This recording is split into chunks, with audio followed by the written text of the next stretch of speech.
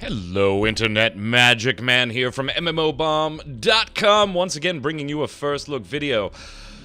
This time we're taking a look at Defiance 2050. Now, it just had its own closed beta weekend, and I'm going to jump into character creation here while we're chatting, but this is going to be an odd first look for me. It's a game that's already out, has been out for years, and is now being reimagined in a slightly different way with some big system changes and maybe some smaller other changes. We'll break it down. I mean, I had the privilege of talking to the team at Trion when this was very first announced to get some additional details. So I've seen some things at this beta weekend preview on other sites where they were a little confused maybe and expected something different than what they got this weekend with the closed beta. I went into it kind of knowing exactly what it was, having talked to the team. Now notice in the character creation screen here, you have your 6 species gender combinations to pick from, 3 races, and then male and female within each of them. And then you actually pick a class. This is something different from the original Defiance, where you picked an origin in this slot, and it gave you a little bit of background story, and that played into your starting weapons and some cosmetic things, but really that was it. It had no real bearing on the game. Hey, now you actually have to select a class. Hey, buddy. Hey, buddy. Hey, buddy. Hey, buddy. Hey, buddy. All right, we're definitely going to go with that voice. Now you're actually selecting a class, and you'll notice if you take a peek back there, 3 of them are locked at this time. This closed beta weekend ran from Friday through Sunday and was locked in a number of different ways. Level 25 was the cap for us. Assault was the only class that you could play, so that's the class we're going to jump in here. Now, I've already created a character and skipped and played through the opening tutorial stuff, so we're going to skip that. I'm going to go back and jump onto Nadell here. Now, you can see my ego level is 2, and you as an original Defiance player may be thinking, you went through the tutorial, you're working your way to the first real hub, you're only 2, you didn't pick up a couple drops that, you know, kind of boosted your ego level a little bit, and no, I picked up drops, but the big key thing for Defiance players in new Defiance 2050, is that it is level-based now, truly level-based. You know, obviously, it's always been level-based with the numbers in the background, but much like Secret World Legends, which didn't prominently display levels, and then launching Secret World, the Secret World, launching Secret World Legends and then having the levels prominently displayed and everything, Defiance is now shifting to that formula too. So Defiance 2050, you see my experience bar at the bottom. I am level 2 in the upper left-hand corner. When the bar fills up, I will be level 3. I'll get a class point to spend on the tree, which we'll talk about in a little bit, the skill tree for the assault class, and on until level 50. And then my ego boost, my ego rating, which is basically, if you've never played Defiance, guys, think of it as an item level, a power level, any of those types of terms. You know, your progression beyond max level is, of course, the gear game, and the gear numbers will bump up your ego ranking, in addition to some other things. So, and I'm skipping all cutscenes. Again, this is a weird first look for me because content-wise, there is nothing new, and some other sites that I read their previews of the beta weekend over the course of this weekend expressed a little confusion over that, a little disappointment over that. I wasn't disappointed because I knew that that was the case. Having talked to the team at Trion, particularly producer, what's his name? Oh, man. I'm drawing a blank. Producer and product lead Matt Pettit. Having spoken to them and getting some questions answered, the way he described this Defiance 2050 and what it was, and again, we're just running through an opening quest here, so I'm not going to commentate on the gameplay right now. It's WASD movement, spacebar to jump, tap shift to run, hold right mouse to go down to iron sights, left mouse to fire. I mean, everything that you've ever played in a first or a third-person shooter. Those are the controls. The HUD a little overcrowded for my taste. It's always been that way in the original Defiance, and that doesn't seem to be changing in Defiance 2050. And right now, just for sake of what am I using, I'm rocking an assault rifle and a pistol, basically the two weapons that I started with. Now, Matt described the game as a reimagining, and this is taking Defiance and bringing it into, most importantly, the current console generation, because this was a PS3 game, never became a PS4 game, so now it will be released on the new generation of consoles, and it's supposed to have a graphic overhaul, and this overhaul, and level overhaul, and itemization. Well, obviously we're not going to get too much into itemization in a first look video that focuses on the beginning of the game, but I will talk a little bit about it later, even though I won't be able to show you great examples of how that's changed. Everything that you played in the original Defiance, though, is here. It's the same story. There's going to be additional new things added at Endgame, and maybe some different events here and there, but your Arc Falls, which if you haven't played Defiance, think of Arc Falls and other events like Arc Falls as rifts in Trion Worlds MMORPG Rift. Random events that can pop up on the map and you can go do and gain a bunch of rewards, a bunch of experience, and they don't have anything to do with the storyline. It's just, you know, real world or open world events, that type of deal. Those are going to remain. The quests are going to remain. The driving around on your buggy doing the time trials, as far as like little mini races on your mounts and things like that. That's all here. And that's where I think Trion's running a bit of a risk. While I can appreciate wanting to do this product over again, and then seeing what, by all definitions, at least publicly so far, seemed to be a pretty successful transition for Funcom going from the Secret World to Secret World Legends, I could see how it might be tempting to do something like that with Defiance. Now, I do want to take a moment here. One of the big things that they've pointed out is the difference in graphics. They have overhauled the graphics. So we're going to look at this character model, kind of take a look at what he's doing here. Come over here. We're going to look at some details. Now for this, I have on everything put it on 1920 by 1080 at high settings, the preset high. Normally I play at custom and tweak a few things just for personal preference.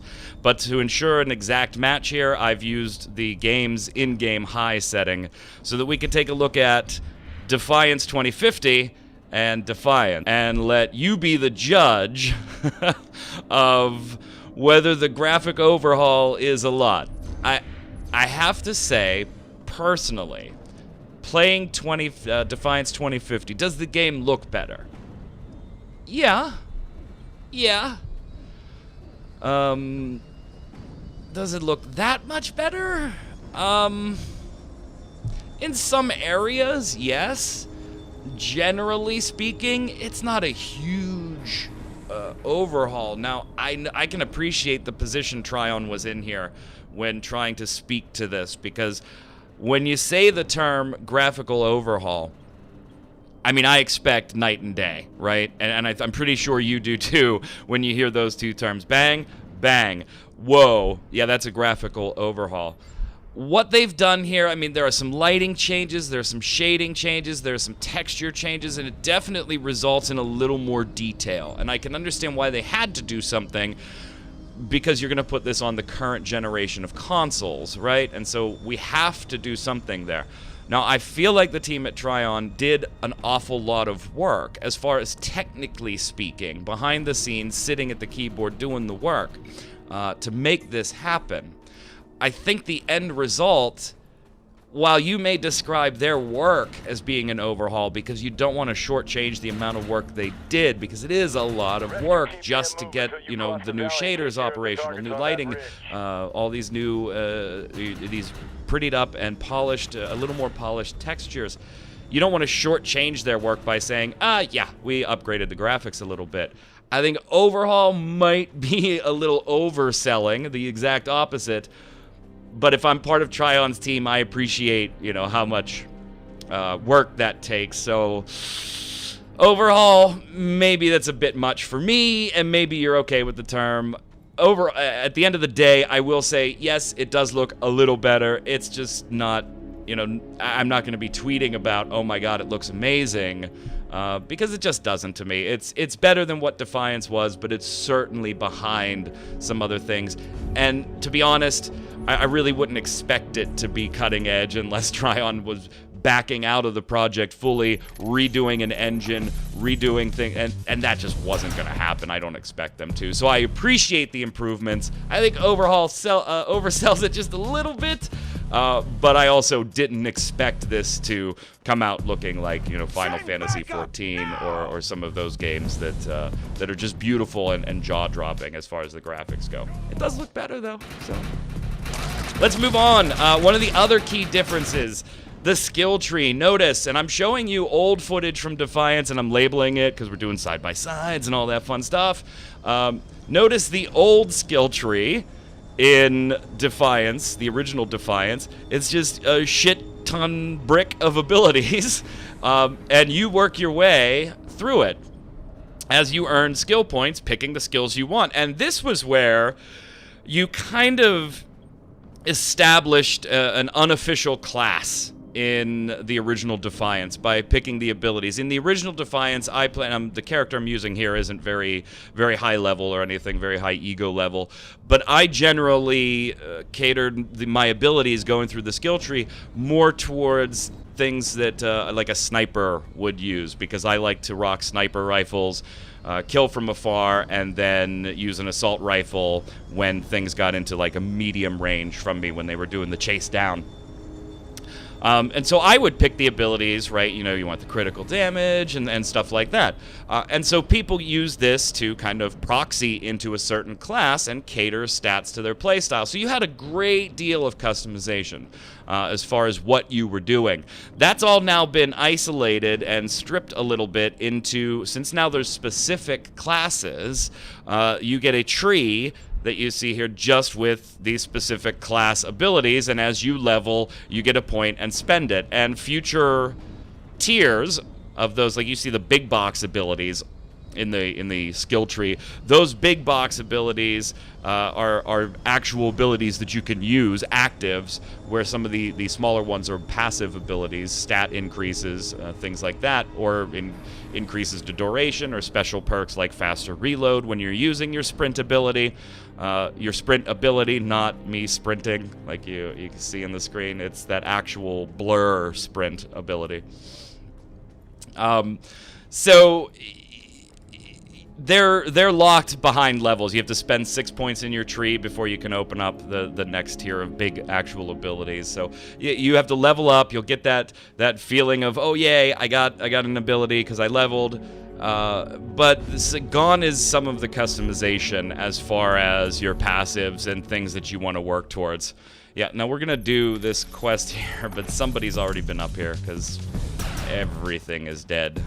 Again, that's one of the good parts of Defiance. If you have a group of friends to play with, it can be a lot of fun in a group because all of you can be doing this type of stuff, and if there's other people walking around, they can jump in, and all of a sudden you're all working together. In fact, when we complete this event, you'll see a little score sheet. Now, we're probably going to be at the bottom of it because somebody has clearly torn apart all of the enemies up here, so somebody's way ahead of us on the charts.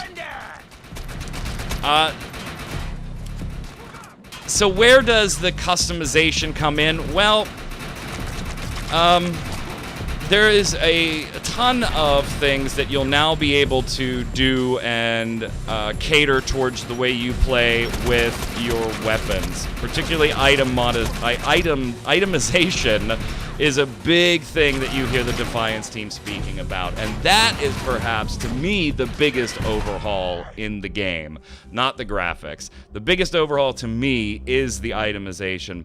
So in the original Defiance, it was I don't want to say complex, because once you got the system as far as obtaining weapons, modding out weapons, enhancing those weapons to various degrees, once you got the system, it was fine. You knew what you were doing. It got annoying with salvage and other materials taking up bag space and shit like that.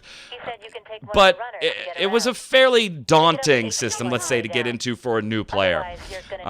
The new systems in 2050 follow more of your conventional MMORPG type setup, where you've got just a couple tiers of gear, legendary being the best. You have mod slots. Salvage doesn't take up any bag space anymore. Thank God, Defiance Fans. That's awesome. Yay, level. And we got a mount. And the gear screens themselves make things a lot easier to see exactly what you have, see how you can mod it out, put particular ammo in it. You don't need to put that additional piece on it anymore. There's just an ammo mod slot. So the itemization as far as gathering items, knowing what they're going to do, being able to deck it out with the mods you want, enhancing it so that you can up its abilities to a certain level depending on its rarity. It is very, very streamlined and very more in line with traditional MMORPGs, and I feel like that's where the biggest overhaul in the game is. Defiance to me has always been kind of this odd blend of a third-person shooter and an MMORPG, and we've seen things like Destiny already tread that water too. The original Destiny and Destiny 2 to its, however that's doing anymore. It's been a long time since I touched it.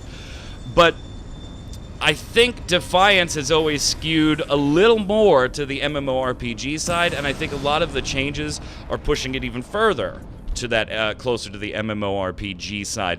And whether that's a good thing or a bad thing is going to be personal flavor for you. I think it's a good thing because generally I'm more of a fan of MMORPGs than I am of just straight-up shooters or looter shooters.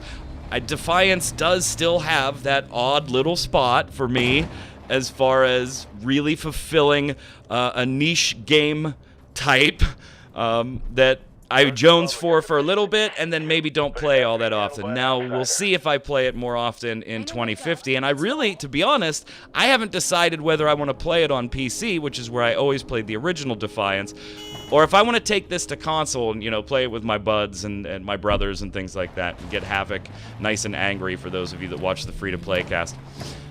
So I haven't made that decision yet. We'll see as things progress here. Let's take out some things with my mount here. Now, I do have to say this for Defiance Fans. Let's collect that information. Most of the same annoyances. Yeah, I probably shouldn't have just run into the middle of this event. I'm probably gonna die here. So you notice my blue bar at the top left is depleted. That's my shield. So now I'm losing the red bar which is health, and I'm gonna die. When that hits 0, I'm dead. And currently, because this is the first time I died, I can self-revive right here. Otherwise, I would have to respawn or wait for somebody to come and res me. I do have to say, for original Defiance Fans, a lot of the annoyances are still in the game. Like, for me, I think the HUD takes up way too much room, and there's way too much going on, and when you're trying to use different windows, and, ooh, we got a purple. Oh, we got some mod, probably. Yep. So, the janky animations now and then, or your character moving. I've always hated Defiance's floaty-ass jump. So a lot of those things, while they may be charming for us that have played Defiance for a long time now, just like we have fond memories of some of Secret World's jankiness, they have unfortunately made the transition into Defiance 2050. Whether that will continue to be the case as beta progresses or not, we'll find out. I hope some of them are addressed, but I don't think a great deal of them are going to be addressed. Where they do a really good job, at least so far, of fixing things, and there's still a ways to go in my book, but it's getting there. The menus, while still clunky, aren't as clunky. Again, one of the gripes with the original Defiance, if you played on PC, was the game was clearly made to be played with a controller back when it came out in the PS3 and everything. And even playing on the PC, while you wanted to play the game itself with keyboard and mouse as far as accuracy and things like that go, although it's not really a Twitch shooter, I mean, the hitboxes are pretty big and shit, it's a shooter that anybody, even if you're awful at shooters, you can pick up and play Defiance, and it's a bit forgiving on that front. And so PC players, though, you'd want to play with a keyboard mouse, but when you dealt with the menus, God, you wanted to have a controller in your hand. And that still persists to a certain extent. I did find that the menus, while they were still kind of annoying, they were segregated out more. So your inventory had some additional search options, some additional filtering options, some additional automatic classifications on the left-hand side where you could just click on a category of things. And some of that was, I'm not saying it wasn't all in the original Defiance, some of it was, but they have taken a few extra steps on that front, and it does make it a little bit easier. I still, playing with the mouse and the keyboard, felt like the menus, I really wanted a controller in my hand, but I just dealt with it. It's not horrible, gang. You'll be fine. If you've never played Defiance, don't let me discourage you from playing it by saying you're going to want to use a controller on the menus. You'll be fine with the mouse and keyboard, but I think once you touch it, you'll realize, oh yeah, this would probably feel a little easier to navigate if I was using a controller.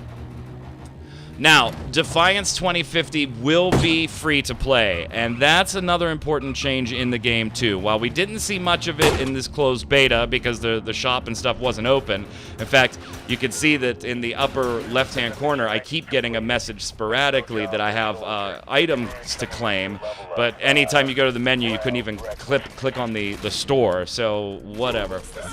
It is going to be free to play from the start. Now, that's, again, different from the original Defiance, which had a box price at launch, but now is free to play. And when I talked to the team, Matt told me about this transition because this is a kind of a weird time for free to play. There's a lot of pressure on games and loot boxes and all of that fun stuff. And so I asked the team, you know, with 2050 being built from the start as a free to play, what does that mean for the game's design? How has that changed the game's design? And I'm going to read directly. I'm going to give you Matt's quote here. Quote, "To create the best free-to-play experience possible, many in-game systems needed to change. We need to move towards offering players everything they want while still giving a sense of agency to their decisions. This drove substantial changes to the itemization system, making it much friendlier to our free players," end quote. So, of course, I followed up, right? The loot boxes are a mess right now, and legislation and stigmatism. So how is Trion Worlds approaching free-to-play? And Matt continued, "When talking about the best free-to-play games out there in today's market, there is a key element they all share. Everything in-game is obtainable through gameplay.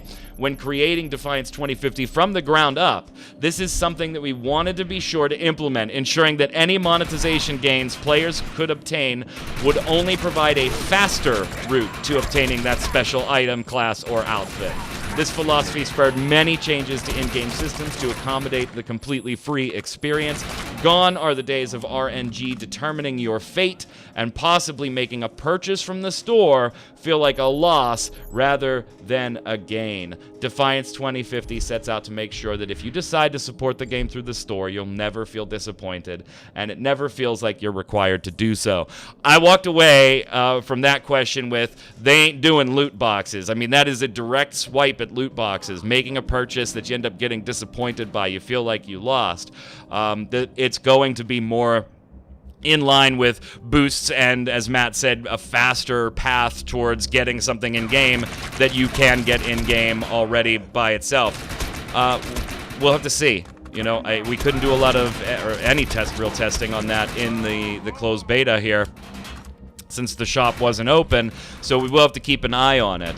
In the original Defiance, you were able to not only do a sub that provided you with different perks as far as experience gains, and this gain, and this gain, and this gain, and loot gain, and stuff like that, and you'd get a patron boost to all of those, but you could actually go into that same menu where your patron benefits were, And if you just wanted an experience boost for the day, you could just click on that and buy it with their in-shop currency.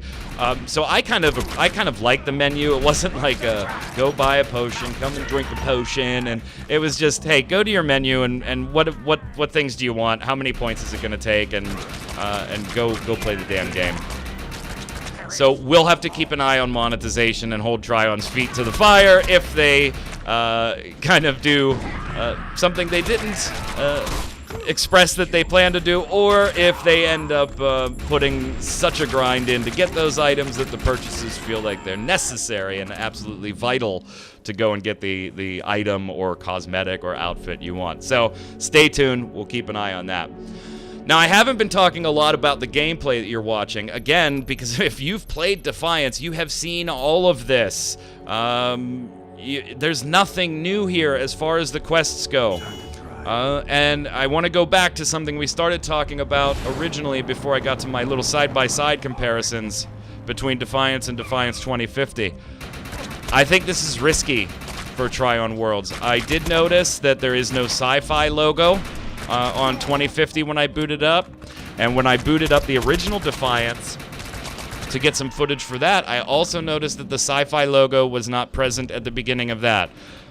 I don't know when it disappeared off of the original Defiance.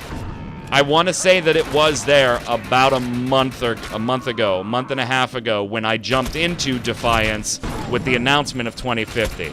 Those logos are now gone, so this is Trion Worlds, presumably on its own, no more partnership, or at least no benefit for the Sci-Fi channel when it comes to Defiance. Otherwise, I believe we would obviously see their logos. We don't anymore, so here's the risk. Where I think Funcom went the Secret World to Secret World Legends, I think they had a bit of a cult following with the game, obviously. Big Secret World fan myself, huge Secret World fan. So is Q from the site and from the free-to-play cast. They had story in spades, and that was what people wanted. They wanted the new story content. So when Funcom got rid of Secret World, the Secret World, as far as updates, right? You can still play it, but it's actually pretty challenging to get into if you don't already have it downloaded. Anyway, and migrated to Secret World Legends, you had to start over. You had to roll a whole new character, and you got some cosmetics that came with you if you had achieved certain things from the original and you linked your accounts. But you had to start the game over. New character and everything, which meant you had to play through a great deal of content you had already beaten in the Secret World. And that story stuff didn't change, although the combat changed, and this changed, and this changed, and this changed. The story itself didn't. But the draw was, this is going to be the game where we are going to continue telling the story of the Secret World. If you want that new story content, you're going to have to play Secret World Legends. Even the story for me, it was a difficult decision, but it wasn't enough for me to want to go through that and start a new character and roll through that. So I didn't. Secret World lost me on that. I wasn't willing to go and re-level a character and do all that story stuff again, as much as I love this game. Q, on the other hand, was willing to do that, and now is taking part in the new content, which, at least this first little update wasn't all that big to begin with. But that's my point. The story was a huge draw, and you needed to make a decision on this one, and it was a hard decision for me. Now, Defiance is moving to Defiance 2050. There is no real combat change like Secret World had to Secret World Legends. Yeah, there's an itemization change, a leveling system change, skill tree changes, and things like that, but the game, not only are you doing the same things as far as questing and main storyline and all that stuff, but you're playing it the exact same way as well. If there's favorite weapons that you liked, you can stick with those classes, the assault rifles and stuff like that. I think this is risky, because to me, while I certainly enjoyed playing the original Defiance, the story isn't groundbreaking or earth-shattering or anything. It was a neat idea with a show and a TV show and a game and them being linked in some way. That part of the whole experiment didn't really pan out after a couple of seasons. The story itself in-game is, you know, typical sci-fi fare. There's not a whole lot of excitement in there as far as arc falls and chasing down the professor and all that stuff. It's fun, but I don't want to take anything away from Trion's team. They obviously do great work, and it takes somebody more creative than I to even write this type of stuff. So by no means, please don't take that as an insult to Trion's team, its writing team. I just don't think the story is engaging enough that if you played Defiance for a long time, and you were at endgame, and you've been waiting for the new content, and you played through all the DLCs on the original and stuff like that, while some things are condensed here, was the story engaging enough for you to really want to go and do all of that again? Because that's your only option. And that's the only reason you would do it, is to see the new endgame content as it's launched. The original Defiance can still be played, but in the interview that I did with Matt, I asked about content coming there, and while they didn't say no content is going to be added to the original Defiance, the answer kind of just left you with, you can still play it, and it'll still have its events that everybody is used to. That leads me to believe that all the new content is going straight to Defiance 2050, which totally makes sense. You know, I'm not even saying that that's, you know, silly and they should do it in both. And no, it makes sense that it's in 2050.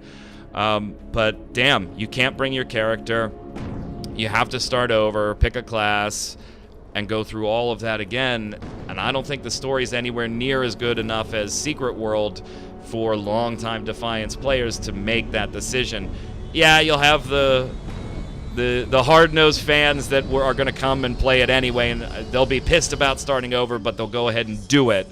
I just think this is kind of a danger for them. I hope, on the other side of that equation is the console players who currently can't even play in this console generation.